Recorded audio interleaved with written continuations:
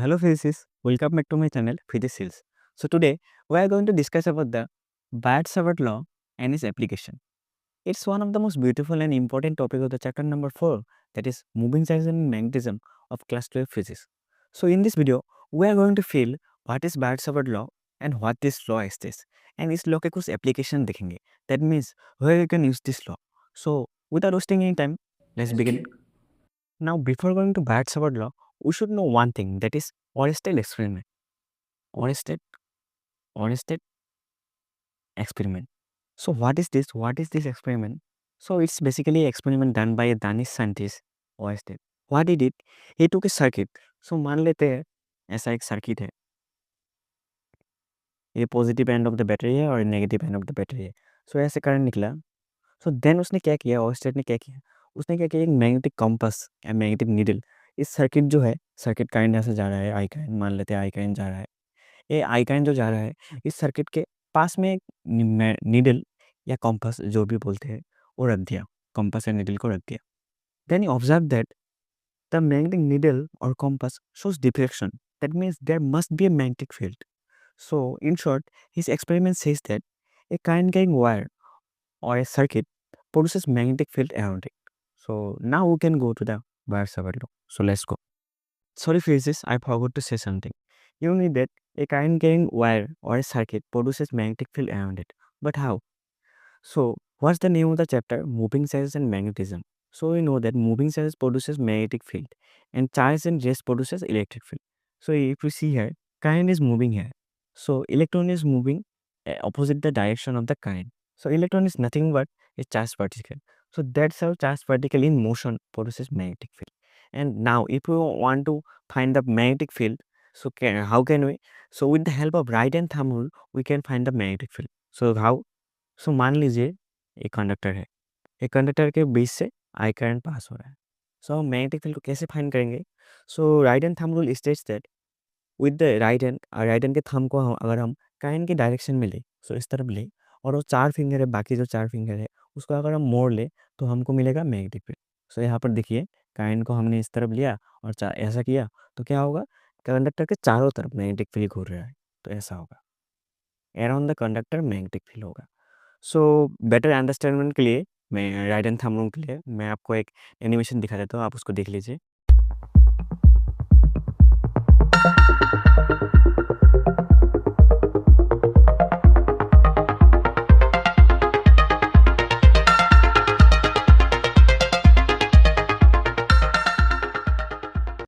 So what Barrett-Savart law says? It says that if you take a conductor like this and I current is passing through the conductor, so मान लेते हैं I current पास कर रहा है, so there must be a magnetic field around the conductor. So मान लेते हैं कि यहाँ पर एक पॉइंट P है, इस पॉइंट P पे इस होल कंडक्टर के वजह से हम मैग्नेटिक फील्ड फाइंड नहीं कर सकते. ये मैंने नहीं कहा है, ये दो French physicist Biot and Savart ने कहा है. सो बाद में आपको बताऊँ कि होल कंडक्टर की वजह से नेट मैग्नेटिक फील्ड हम फाइंड कैसे कर सकते हैं. सो अभी के लिए यहाँ पर हम पॉइंट P पे इस होल कंडक्टर की वजह से मैग्नेटिक फील्ड फाइंड नहीं कर सकते. सो क्योंकि यहाँ पर जो मैग्नेटिक फील्ड आएगा ये वेरियस फैक्टर्स पे डिपेंड करता है, जैसे कि कंडक्टर के शेप के ऊपर डिपेंड करता है, इस डिस्टेंस के ऊपर डिपेंड करता है. सो यहाँ से जो डिस्टेंस होगा और यहाँ से जो डिस्टेंस होगा वो डिफरेंट होगा, डिस्टेंस के ऊपर डिपेंड करता है, और यहाँ से जो एंगल पे पॉइंट सिचुएटेड है उसके ऊपर भी डिपेंड करता है. सो वेरियस फैक्टर्स के ऊपर एक मैग्नेटिक फील्ड जहाँ पी पॉइंट पे होगा वो डिपेंड करता है. सो इसलिए हम इसको होल कंडक्टर की वजह से फाइंड नहीं कर सकते अभी के लिए. सो इन्होंने क्या कहा, ये होल कंडक्टर में से अगर हम स्मॉल एलिमेंट कंसिडर कर ली, that is D L, it is small element. So अगर इस स्मॉल एलिमेंट के थ्रू आई करंट पास होगा, so this small element converted to current element. So what is current element? Current element is nothing but the dl vector. It becomes a vector and its direction is along the current. So current ऊपर जा रहा है तो dl का direction क्या होगा, ऊपर की तरफ होगा. So now dl से इस पॉइंट का डिस्टेंस हम मान लेते हैं कि r वेक्टर है, डिस्टेंस मान लिया r vector, and the angle between dl and r is theta. dl and r is theta. So this, for the small element, the magnetic field will be also small, that is dB. Small magnetic field for the small element. So now, according to Barrett-Savart law, it says that the dV is directly proportional to the current flowing through the conductor, that is I, directly proportional to the small element, that is dl, directly proportional to the sine of the angle between dl and r, sine of the angle between dl and r, that is sine of theta, and inversely proportional to the distance between dl and the magnetic field where the point is situated. So that is inversely proportional to the square of the distance, that is 1 by r square. So comparing the above factors, we get that dv is directly proportional to the ideal sin theta by r square. सो अगर हम इस proportional sign को हटाएं तो क्या आएगा, एक proportionality constant आएगा. सो अभी के लिए उसको हम लिख लेते हैं D V equal to K I DL sine theta by R square. So यहाँ पर जो प्रोपोर्शनलिटी कांस्टेंट है दैट इज के, इसका एक पर्टिकुलर वैल्यू है. So which is that particular value? So D V equal to, उसका जो पर्टिकुलर वैल्यू है वो है mu naught by 4 pi I DL sine theta by R square. So अभी एक क्वेश्चन आता है कि म्यू नॉट क्या चीज़ है. Mu not is nothing but the magnetic permeability of free space. जैसे कि आपने चैप्टर 1 में इलेक्ट्रिक चार्ज एंड फील्ड में पाया था इलेक्ट्रिक परमिटिविटी, तो that's like mu naught is magnetic permeability of free space. It's nothing but it's basically means that इस conductor को अगर हम एक फ्री स्पेस में रख दें तो इस कंडक्टर के बीच से जो करंट जा रहा है उस करंट के वजह से मैग्नेटिक फील्ड का स्ट्रेंथ कितना होगा, मैग्नीट्यूड कितना होगा अगर हम फ्री स्पेस में रखते हैं. सो mu not is nothing magnetic permeability, और ये डिफरेंट मीडियम के लिए डिफरेंट डिफरेंट होता है. फ्री स्पेस में रखने से क्या होता है, magnetic permeability of free space. अगर हम डिफरेंट मीडियम में रख दें तो magnetic permeability of that medium, and medium के हिसाब से ए भी चेंज होगा एंड मैग्नेटिक फील्ड भी चेंज होगा. So it's nothing but the scalar form of Biot Savart law. So this is scalar form of Biot Savart law. So अगर हम इसको वेक्टर फॉर्म में कन्वर्ट करें तो क्या होगा, D B equal to mu naught ideal sine theta, और नीचे क्या है 4 पाई आर स्क्वायर. ऊपर और नीचे हम आर से मल्टीप्लाई कर देंगे. ऊपर आर से मल्टीप्लाई कर दिया और नीचे भी आर से मल्टीप्लाई, तो क्या होगा D B equal to mu naught I D L. इसको अगर थोड़ा सजा के लिखे डी एल आर, तो आगे लिख लेते हैं D L R sine theta mu naught by 4 pi R cube. So D B equal to mu naught I D L R sine theta को हम ऐसे भी लिख सकते हैं D L cross R by mu naught 4 pi R cube. So यहाँ पर लिख लेते हैं. सो इस डी एल क्रॉस आर को हम D L R sine theta कैसे लिखा, तो आपको पता ही है ए क्रॉस बी जो क्रॉस प्रोडक्ट होता है वेक्टर का, तो हम क्या लिखते हैं A B sine theta, A B sine theta. So ऐसे ही डी एल क्रॉस आर करने से हमको क्या मिलेगा, A D L R sine theta. So it's nothing but the vector form of Biot Savart law. So अब हम इस बायोट-सावर्ट लॉ का ये होगा स्केलर फॉर्म और दिस इज वेक्टर फॉर्म. सो अब हम इस वेक्टर फॉर्म और स्केलर फॉर्म पे कुछ स्पेशल केस देंगे. सो देखते हैं. सो यहाँ पर मैंने बायोट-सावर्ट लॉ का स्केलर फॉर्म लिख दिया है. सो केस नंबर 1 में हम देखेंगे द थीटा इक्वल टू 0 हो गया. Theta equal to 0 means that point P lies in the axis of the conductor, मतलब यहाँ पर कहीं पर लाई करेगा. सो क्या होगा तभी डी बी इक्वल टू, आपको तो साइन जीरो पता ही है, जीरो होता है. सो क्या होगा, that whole thing will become zero. That means magnetic field at the axis of the conductor is zero. It's always the around the conductor, around the conductor. So now case 2, theta equal to 90. अगर 90 मान ले तो sin 90 क्या होता है 1. So then dB becomes mu naught by 4 pi ideal. sin 90 क्या होता है 1. So ideal by r square. So then is there 90 होगा इस एंगल DL एंड R में जो एंगल होगा ओवर 90. सो यहाँ से आपको और एक चीज़ जानने की जरूरत है कि म्यू नॉट का वैल्यू कितना होता है. म्यू नॉट का वैल्यू होता है 4 पाई इंटू 10⁻⁻⁷.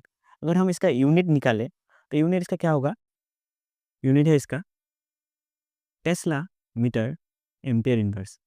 सो इसको हम कैसे निकालेंगे आप देखिए यहाँ पर डी वी, यहाँ पर डी वी है, D V equal to D B नीचे से मल्टीप्लाई कर देंगे D B 4 pi R square equal to mu naught I D L. अगर म्यू नॉट को इस तरफ लिखे mu naught D V 4 pi R square by I D L. So ऐसे यहाँ पर देखिए डी बी का यूनिट, डी बी मतलब मैग्नेटिक फील्ड, मैग्नेटिक फील्ड का यूनिट क्या आता है टेस्ला. 4 पाई का तो कोई यूनिट नहीं होगा.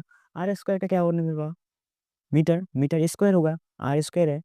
सो यहाँ पर क्या होगा आई का यूनिट होगा एम्पियर, डी एल का क्या होगा मीटर, लेंथ है. सो क्या होगा tesla ampere inverse, metre metre है, 1 मीटर कैंसिल हो जाएगा, 1 मीटर रहेगा, tesla metre ampere inverse. So that's the unit of magnetic permeability of a space. So हो गया। And one more thing, dv is perpendicular to dl and r and also perpendicular to the plane of dl and r, but in which direction it will be perpendicular? It can be upward, downward, inside the plane or outside the plane. So by using right hand screw rule we can find the direction easily. So what is right hand screw rule? So यहाँ पर देखिए, सो मान लीजिए ये case 1 है, case 1 में मान लीजिए dl इस तरफ है और r इस तरफ है। So what is right hand screw rule? So आपको राइट हैंड को लेना है, इन फिंगर पे यूज़ करना पड़ेगा आपको। सो देखिए dl क्रॉस r, dl से r के रिलेटिव में आपको फिंगर को रोटेशन करना है। देखिए dl से r तक, सो dl और r इस तरफ है, सो फिंगर को घुमाइए इस तरफ घुमाने से क्या, किस डायरेक्शन में घुमा रहे हैं हम? क्लॉकवाइज डायरेक्शन में। सो अब स्क्रू ड्राइवर से भी अगर स्क्रू में घुमाए तो क्लॉकवाइज डायरेक्शन में घुमाने से वो क्या होगा, स्क्रू अंदर की तरफ घुसेगा। सो इस केस में डीबी का डायरेक्शन क्या होगा? Inside the plane. क्लॉकवाइज घुमाने से डीबी का direction inside the plane. And in this case टू देखिए आप, डीएल इस तरफ है और आर इस तरफ है। सो अगर इस केस में हम राइट हैंड स्क्रू रूल को लगाए तो क्या होगा? डीएल से आर इस तरफ घुमा रहा है, सो इस तरफ anti clockwise direction. So anti clockwise direction में क्या होगा? ये बाहर की तरफ आएगा। सो डीबी का डायरेक्शन क्या होगा? Outside the plane, outside the plane. And mu naught के बारे में एक चीज़ बोलना था। म्यू नॉट जो है, म्यू नॉट क्या था? Permeability of free space. Free space means what? Free space is मतलब एक आइडियल स्टेट है। यहाँ पर no solid, no gas, no liquid, कुछ मैटर नहीं रहेगा यहाँ पर। इट्स जैसे आइडियल स्टेट, ये रियलिटी में एग्जिस्ट नहीं करता। इट्स जस्ट फॉर द मतलब मैथमेटिकल को इजी करने के लिए, मैथमेटिक्स को इजी करने के लिए ये चीज़ है बस, फ्री स्पेस के बारे में। Now it's time for its application. So in your NCERT text books, two application is given. One is we have to find the magnetic field at the center of the current carrying circular loop or a coil. Current carrying circular loop or a coil.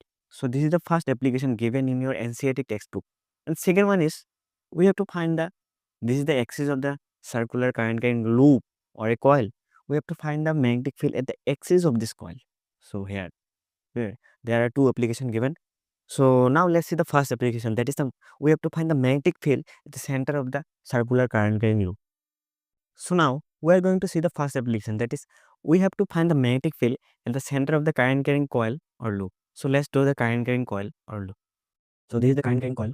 यहाँ पर हमने दो wire लगाया है जहाँ से हम current को सप्लाई कर रहे हैं। सो करंट इस तरफ से जा रहा है, इस तरफ से जा रहा है, इस तरफ से जा रहा है और यहाँ से आ गया।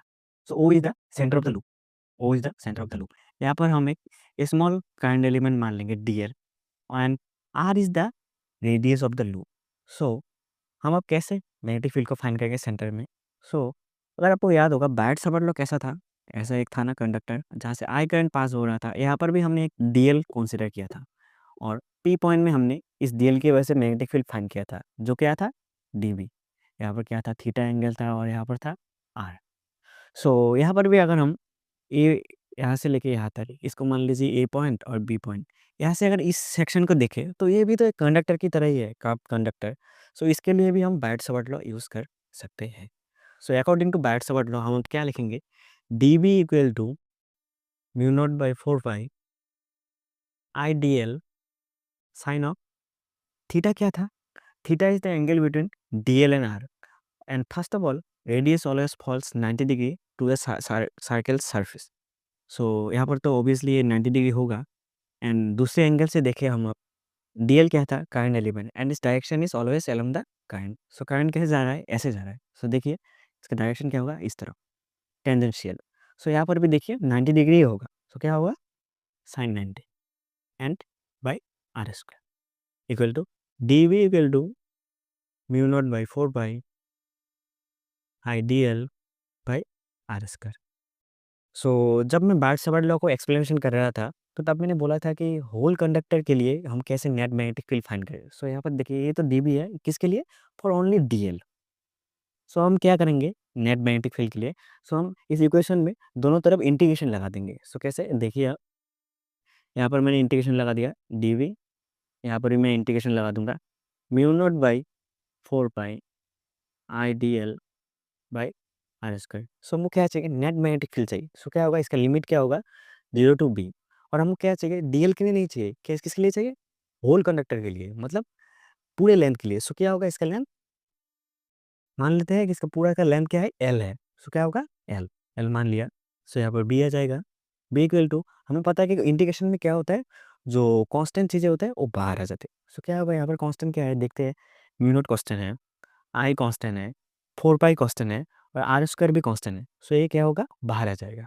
सो ले लेते हैं बाहर, mu naught I 4 pi R square, और यहाँ पर एल 0 to L होगा, और एल हो गया।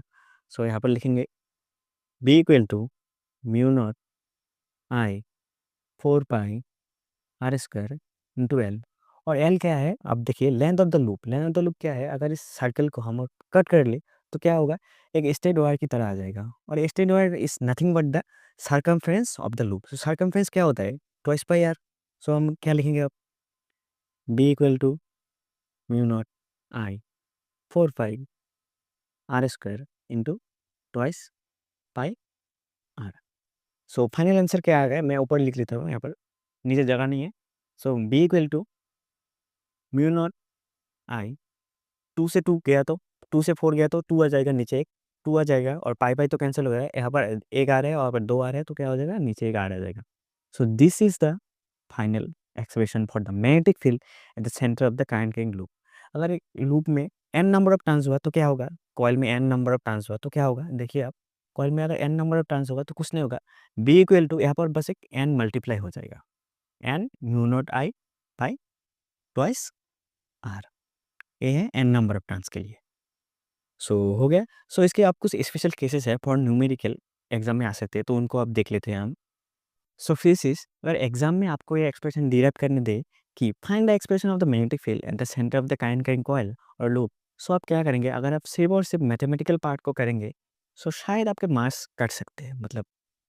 सो आप क्या करिएगा, सो यहाँ पर हमने क्या क्या किया, क्या क्या कंसिडर किया, जो चीज़ वो सब थोड़ा लिख दिएगा थ्योरी, थ्योरी के हिसाब से। सो क्या किया हमने, आर हमने रेडियस लिया था, सो आप लिख दीजिएगा आर रेडियस लिया है हमने, आई करंट पास हो रहा है, डीएल को हमने स्मॉल लेंथ दिया था, और वो क्या है, सेंटर ऑफ द लूप। बस यही लिखना है, थोड़ा बहुत, मतलब जो क्या है उसी को लिखना है।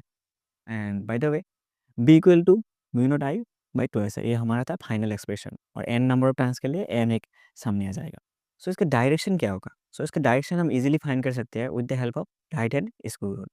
सो देखिए डीएल को सर, सो डीएल को हम आर के रिलेटिव में घुमाएंगे तो क्या होगा, देखिए आप क्या हो रहा है, clockwise direction.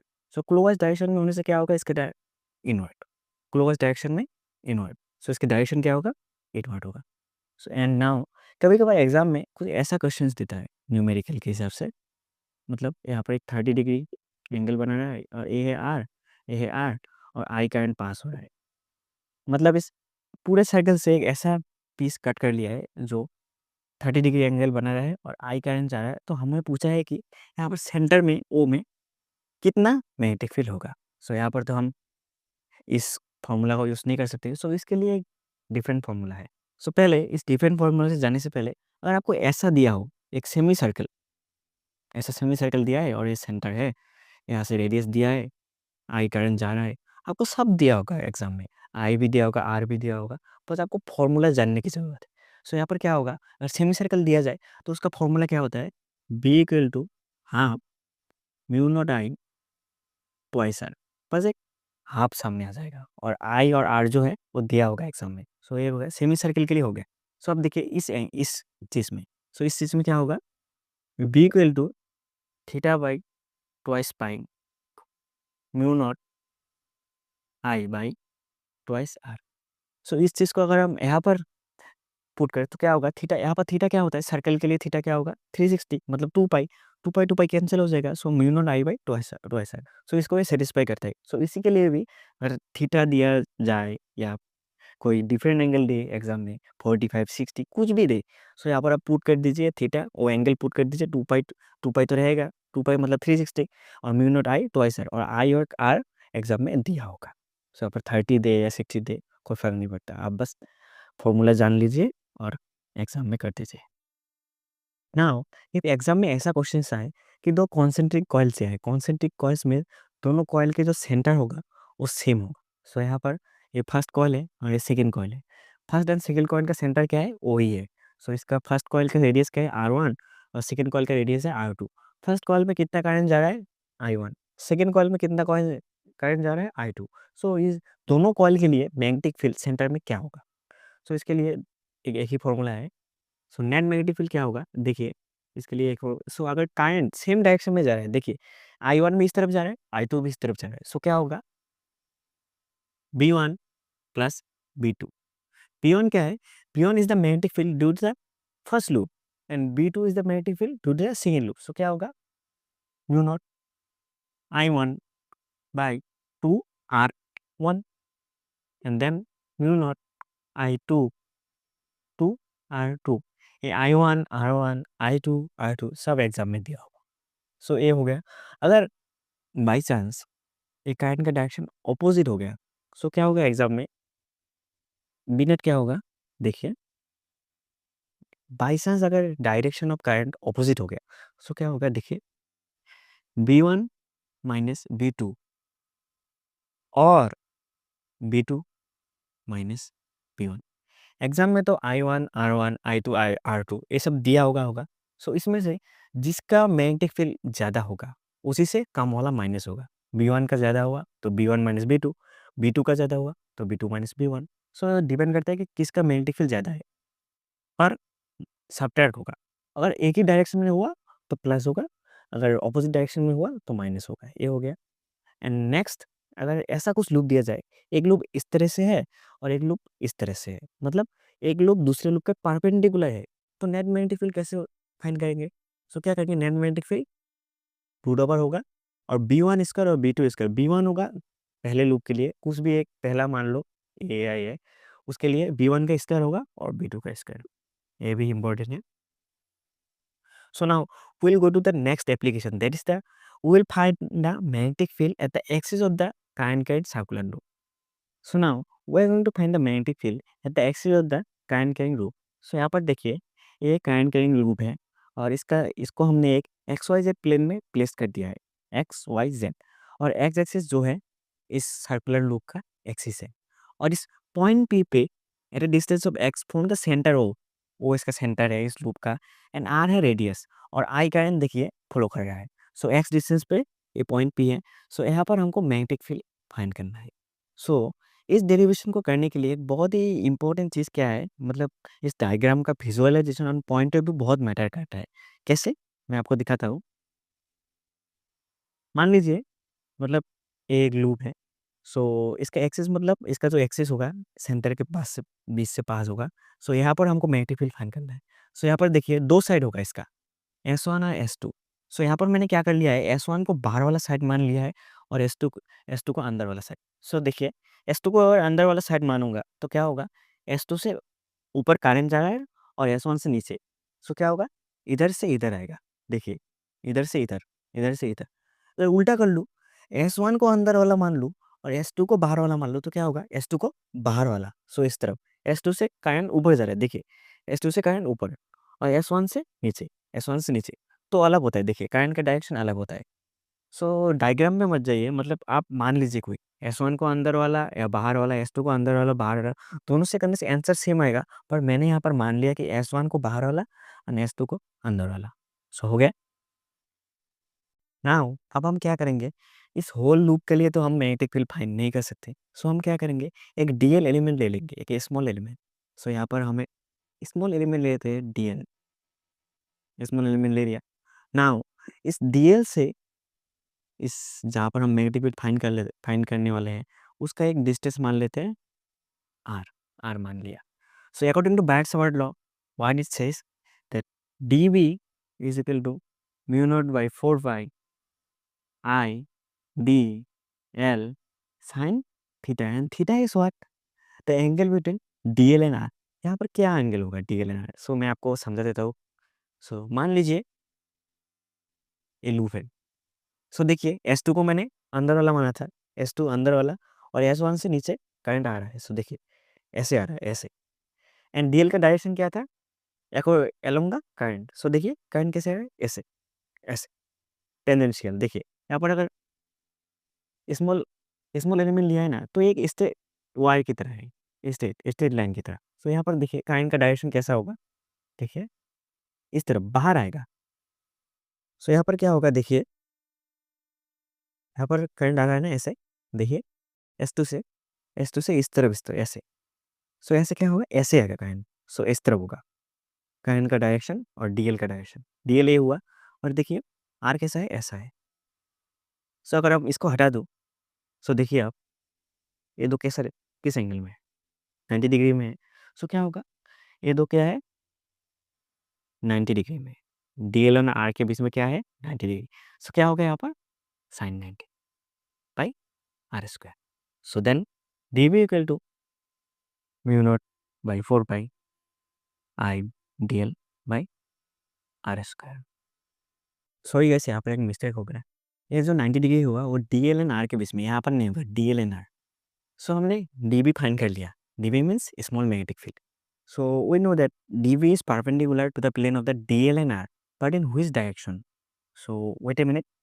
So DL in this and R in this. So अब देखिए क्या होगा, अगर हम राइट हैंड स्क्रू रूल लगाए, सो DL इस तरफ है एंड R इस तरफ है। सो देखिए राइट हैंड को घुमाइए DL से R तक, DL से R तक। सो यहाँ पर घुमा रहा हूँ मैं, देखिए किस डायरेक्शन में जा रहा है, एंटी क्लॉकवाइज में जा रहा है। सो एंटी क्लॉकवाइज जाने से क्या होगा, ये बाहर की तरफ आएगा। सो यहाँ पर अगर हम लगाए राइट हैंड स्क्रू रूल, तो क्या होगा, इस तरफ जा रहा है, देखिए इस तरफ। तो क्या होगा, डीबी का डायरेक्शन देखिए आप, यहाँ पर इस तरफ होगा डीबी का डायरेक्शन। और थोड़ा रुकिए, मैं यहाँ पर दिखाता हूँ। डीबी का डायरेक्शन कुछ ऐसा होगा, देखिए ये होगा डीएल, डीएल तो इस तरफ जा रहा है, और ये होगा आर, और ये होगा डीबी। देखिए D B is perpendicular to R also and also D L. देखिए दोनों के परपेंडिकुलर है, देखिए दोनों के परपेंडिकुलर हो गए। So now we have to consider something. So यहाँ पर देखिए एक ट्रायंगल आपको दिखाई दे रहा होगा, यहाँ पर ट्रायंगल आपको, इस एंगल को अगर हम थीटा मान लें, तो ये तो दिखाई दे रहा है 90 माइनस थीटा। तो 90 माइनस थीटा मान लिया, तो ये क्या होगा, 90 माइनस नहीं, ये 90, ये तो 90 ये दिखाई दे रहा है 90। सो ये क्या होगा, 90 माइनस थीटा। 90 माइनस थीटा अगर हुआ, तो देखिए ये तो होगा 90, आर से तो परपेंडिकुलर होगा ये डी भी। सो 90 हुआ और 90 माइनस थीटा हो, तो ये एंगल क्या हुआ, मान लीजिए ये एक्स है और ये क्या है, स्ट्रेट लाइन है, तो 180 तो होगा। तो देखिए x plus 90 minus theta, so क्या 180 है। सो क्या हुआ, देखिए 90 into 180 x plus 180 minus theta 180, देखिए कितना होगा, 180 कैंसिल हो गया, x equal to theta. So ये एंगल क्या होगा, theta. So DB is what, DB is vector. So क्या होगा, every vector has a component, two component. So it will also have component.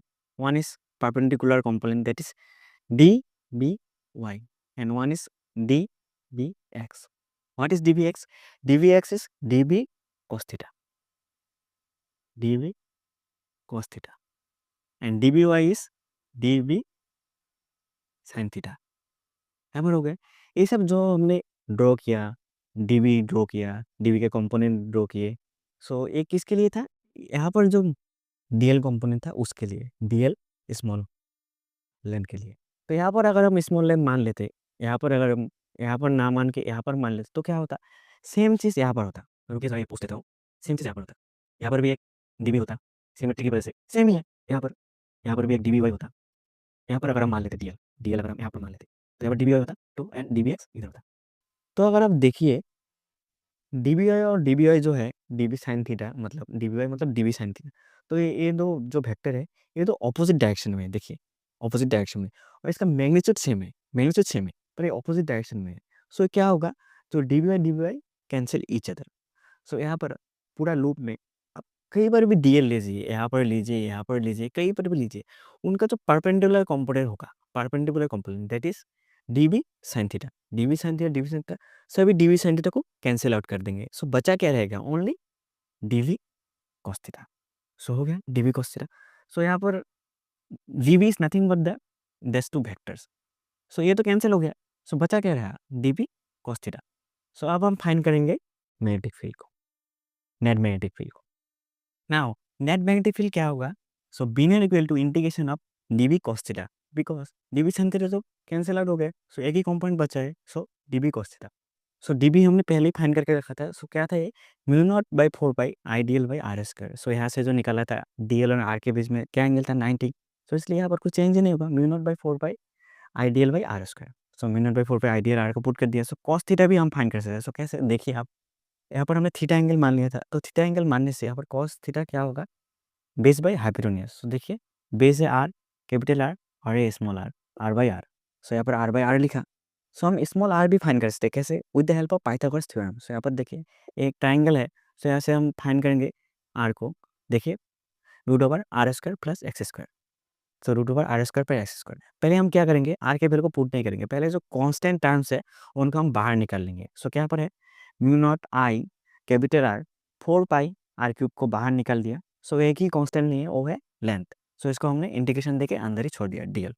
So now mu naught I are 4 पाई हमने are cube को बैठा दिया। सो are cube को कैसे बैठाएंगे, सो देखिए are को हम यहाँ पर रूट ओवर है ना, रूट ओवर को कैसे हम लिख सकते हैं, हाफ लिख सकते हैं, हाफ लिख दिया। सो यहाँ पर आर क्यूब देंगे तो क्या होगा, 3/2 आ जाएगा। सो यहाँ पर देखिए 4 पाई आर स्क्वायर पर एक्स स्क्वायर 3/2 इंटू एल आ जाएगा। L is what, L is nothing but the length of the loop, length of the loop what, circumference of the loop. So circumference of the loop is what, 2 pi R, 2 pi R हो जाएगा। सो इसको हम अगर calculation करेंगे तो क्या आ जाएगा, बी नेट क्या आ जाएगा, mu naught I R square by 2 into X square plus R square to the power 3/2। So this is the final expression for the magnetic field at the axis of the circular current के लूप। And अगर हम इसको vector form में ले तो क्या होगा, देखिए आप इसे एक्स एक्सिस की डायरेक्शन में है। सो क्या होगा, यहाँ पर हम आई वेक्टर लगा देंगे। So this is the expression, this is very important. And इस एक्सप्रेशन के लिए एक ही केस बनता है, that is X equal to zero. X equal to zero करेंगे तो देखिए आप क्या होगा, यहाँ पर तो पी पॉइंट था, पी पॉइंट किस डिस्टेंस पे था, एक्स डिस्टेंस में। सो अगर जीरो लेंगे तो क्या होगा, ये सेंटर पे आ जाएगा। सो फॉर्मूला क्या बन जाएगा, देखिए B net equal to mu naught I by twice R. So ये सेंटर का फॉर्मूला बन गया, mu naught I by twice R. So it's very important. So हमने दो एप्लीकेशन कर लिए, बाइट सपोर्ट लॉ को भी समझ लिया। सो मिलते हैं नेक्स्ट वीडियो में, तब तक के लिए थैंक यू।